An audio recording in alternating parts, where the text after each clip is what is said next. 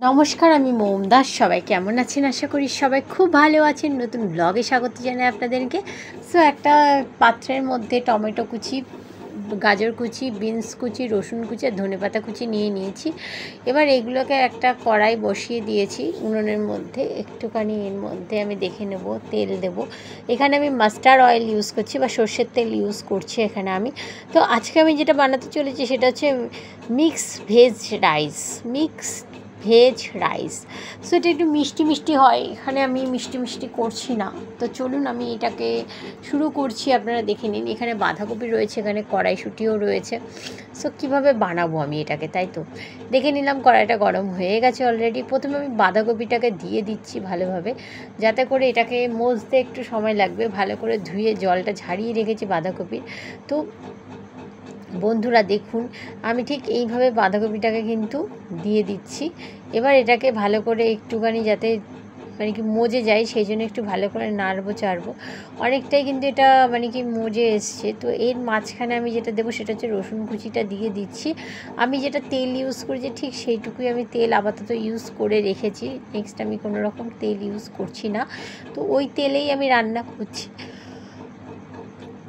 তো এবার আমাকে যেটা করতে হবে সেটা হচ্ছে দিতে হবে ঢাকনা না দিলে জিনিসটা ঠিক হবে না। ঢাকনা দেওয়ার পর অনেকটাই বাঁধাকপির থেকে মজে এসছে, একটু জলও ছেড়েছে হালকা হালকা। তো জল ছাড়ার কারণে কিন্তু ব্যাপারটা একটু জমেছে। খুব বেশি জল ছাড়েনি, অল্প ছেড়েছে জল। আর এইবার আমাকে এবার কি দিতে হবে, এবার পরপর দিতে হবে লবণ দিলে আরেকটু বেশি জলটা ছাড়বে, বেশ ভালোই হবে লবণটা দিলে। তো লবণটা দিলে আমি দেখে নিচ্ছি, লবণটা ভালো করে একটুখানি দিয়ে একটু নেড়ে চেড়ে নিচ্ছি খুন্তি দিয়ে।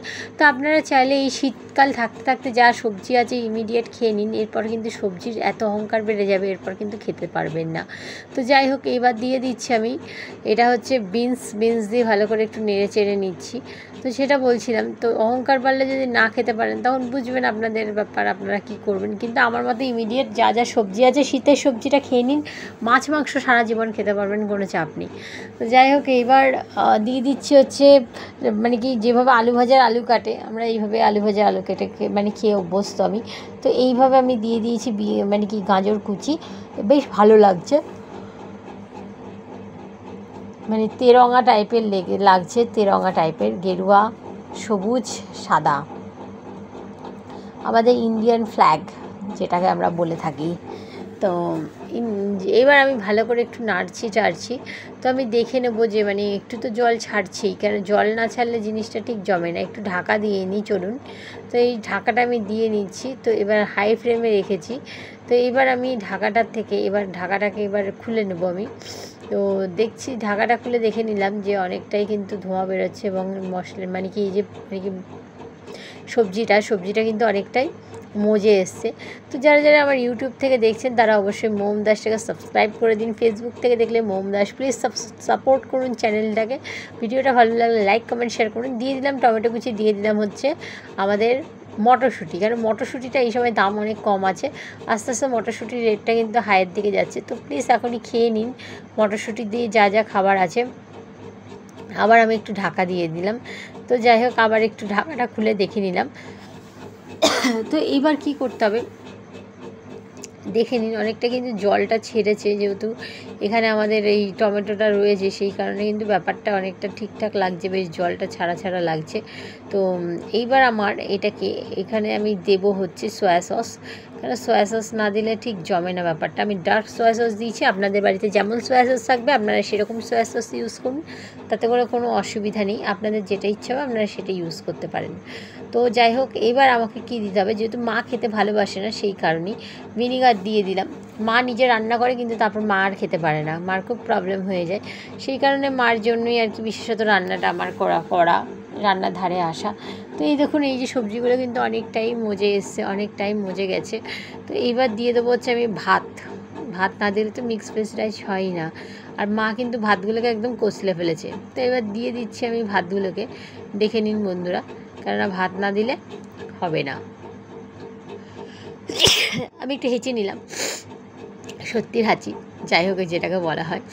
এইবার আমি ভাত দিয়ে ভালো করে নেড়ে চেড়ে নিচ্ছি, কারণ ভালো করে নেড়ে চেড়ে নিলে উল্টে পাল্টে ভালো করে একটুখানি নেড়ে চেড়ে নিলে কিন্তু হয়ে যাবে আমাদের রেডি। আমার কাছে চাট মশলা ছিল না, তাই আমি চাট মশলা দিতে পারিনি। আজিনা মটরটা নিয়ে অনেক তর্ক বিতর্ক আছে, অত তর্ক বিতর্কে গিয়ে লাভ নেই।